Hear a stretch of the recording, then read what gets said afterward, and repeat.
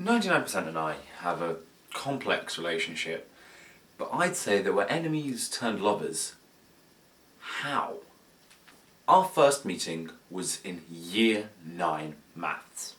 Now, it was an exam which I'd found pretty easy, and I thought that I had got 100%. I was positive I had got 100%. One day I was queuing up for lunch, and the head of maths walks over to me and she says, "Grisha, your exam was really consistent, but not reliable." Whereas this may not seem like much to you, to me this meant a lot. Because one of the questions, the only worded question on the entire paper, was a question about determining the range of a box and whisker plot. And I changed the word consistent to the word reliable because I wasn't sure which one it was. It was consistent. And so, I got my paper back that, I guess it was December, right? I got my paper back and I'd got 99%. 2 papers, 100 marks, 1 mark off because I said reliable. And I was absolutely fuming. You know, little 13-year-old me was there like, because I dropped 1 mark. And it's so infuriating to be so close to something and yet at the same time be so far away from it. A new character had entered my life, and it was the just about character. The one who's kinda there, but not quite there. I mean, everyone hates a cliffhanger. Everyone hates when you're just about finished and then you don't get to the satisfying ending you wanted. No one likes uncertainty, and it's one of the things humans fear the most. And boy, 99% is the craziest and most annoying cliffhanger you can get at school, except for maybe being broken up with or something, I don't know. The most recent meeting between me and 99% was 2 weeks ago in my further maths exam. Similar subject, similar scenario. I'd sat down, I'd done the paper, I went through it really quickly and I hadn't realised how well I'd done until I looked at the time and I had an hour left. And I was pretty happy. I got a whole new sheet and I checked over the entire paper and I was positive. I was absolutely positive I'd got 100%. But after 2 years, I'd grown up a bit, I was more sensible and I knew that you had to leave an error margin, if you know what I mean. I knew I couldn't say I could guaranteed got 100%, but I said to my friends after the exam, I got at least 98%. And then my best friend says to me, "Did you get 2? Did you get 2 and not 5?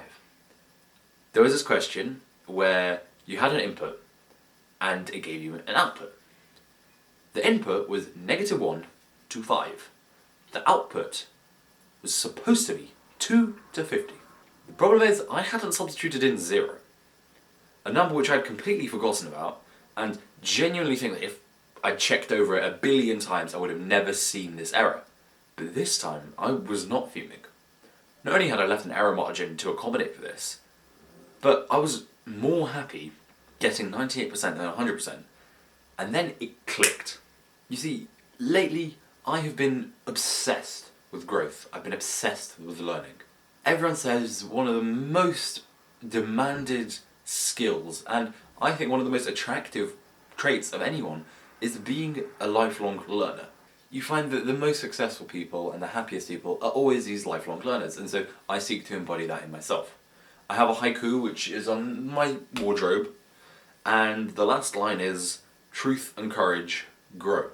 And it just reminds me that ultimately I want to learn and I want to grow as a human being. Plants, on a completely different note, but kind of similar, never stop growing. That's why you get plants which are like 2,000 years old. There's a forest somewhere which, if my numbers are correct, it's over 6,000 years old because it just never stopped growing. It's all one tree, they're all genetically identical, however, it's 600,000 years old simply because it doesn't stop growing. And we need to learn from plants sometimes. If we want to be successful, if we want to live a long and fulfilled life, we need to always learn. And learning is simply not making the same mistake twice. 100% is nothing but a dream, really. Although it's attainable, at least for me, and maybe for some of you, it's nothing you really ever want to get. Because when you get 100%, you're complacent. You think, I've stopped growing. I have achieved everything. When in reality, you really haven't. You've still got 1% to go, 1% backwards, which is pretty unusual, but I hope you've listened to the rest of the video. We as humans cannot expect life to be a closed system, and so 100% is never going to happen. There's always going to be something wasted, there's always going to be something lost. If we put in 100% effort, there will be an error margin. As I said, you will not get 100% results. If I put in 100% products, you won't get 100% reactants. That's the wrong way around. If you put in 100% reactants, you won't get 100% products. Because there's some natural loss of energy, of mass. It's entropy. It's bananas entropically disappearing. But this entropy is actually really good. Because without that entropy, you never grow. You never find flow, and you basically never enjoy yourself. And so 99% is better than 100%. Because with 99% you can grow, and with 100% you can't. I stopped caring about 100% as much. After year 9, I'd grown myself.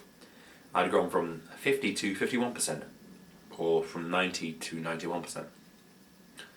I'd grown up and I'd stopped caring about 100% so much. And because of that, it clicked with me that there's a reason I don't care about 100%. Ultimately, it's just a number on a piece of paper. And regardless of whether you get 99% or 100%, it's always going to be an A star, a 9, a top grade. You can apply this to other aspects of your life. For example, with me in climbing. I love climbing, and if I think that I've truly sent a boulder, I need to make sure that I have perfected it. And it's never going to be perfect. Maybe it will be 99.9%, but there'll always be a more optimal finger position. There'll always be a more optimal foot placement.